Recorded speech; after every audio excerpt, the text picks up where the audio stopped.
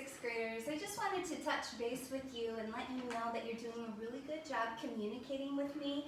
I've been receiving lots of emails from you when you have questions or concerns, and I really appreciate that.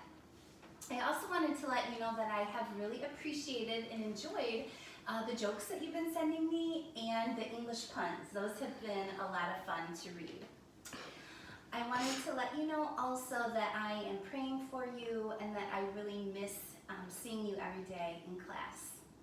So today what we're going to do is talk about the next step in our argument essay about, is it really okay to sneak food into the movie theater? So you chose your option for this, and then you also developed your thesis yesterday. And most of you did a really good job on that. A few of you I asked if you could please revise it, and most of you did that and sent that back to me. However, there are still a few that I'm waiting to get. So if you got an email from me saying that you needed to rework a few things, make sure that you go back and do that for me. Okay, so today we're going to be working on step 5.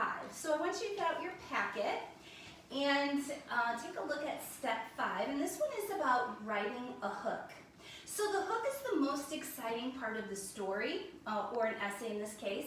This is going to be your first sentence, and it's so important because that is what is going to draw your reader in, or that is going to basically hook them in, get them interested in the topic that you will be discussing.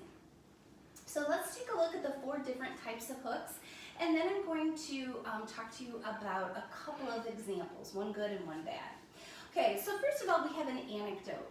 So basically an anecdote is a personal story. So this is a narrative, and in an anecdote, this is where you could maybe give a personal example of a time that you snuck food into a movie theater and what happened.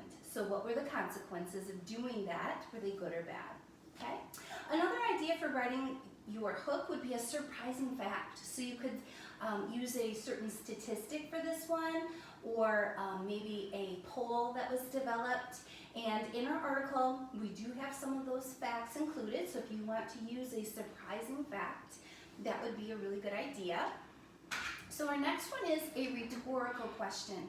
And basically, a rhetorical question is a question in which you don't expect to get an answer. So, and we have an example of that here, and it says, snacks make watching movies more enjoyable, but are they really worth, and we could fill that in, worth the risk, okay? It's not a question that we're really expecting the reader to answer, but they're just supposed to be thinking about that. Okay, then their last one is a quote.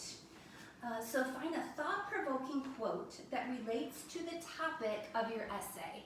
So find some sort of a quote that correlates or ties in with your essay. So those are our 4 main types of hooks, and I want you to be thinking about the type of hook that would be best for your essay. And we have a helper today that is going to demonstrate a couple of the hooks. This is my daughter Abby, and she's been so willing to help me here. So this is our hook, and Abby is the reader.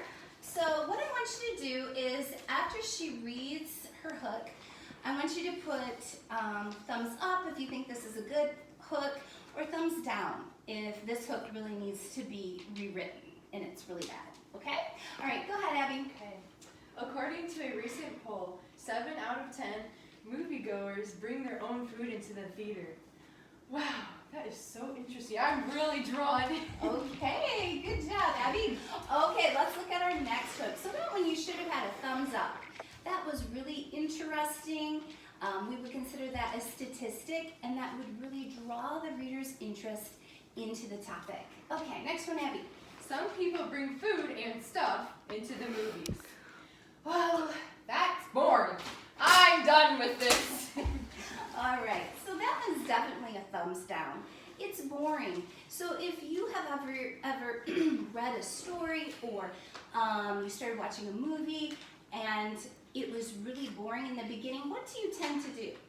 You normally stop reading it, or you turn the movie off. So our goal is to make our hook as interesting possible to draw the reader's interest in. All right, well, I hope you enjoyed this little video today, and I hope that you're all doing very well. I just want you to know that I really miss you, and again, I'm thinking about you very often and praying for you. So make sure to be in contact with me if you have any questions. Your only assignment today is to write a really good hook, okay? And if I think it's boring, then I'm going to give you a thumbs down and make you redo it. All right, thank you.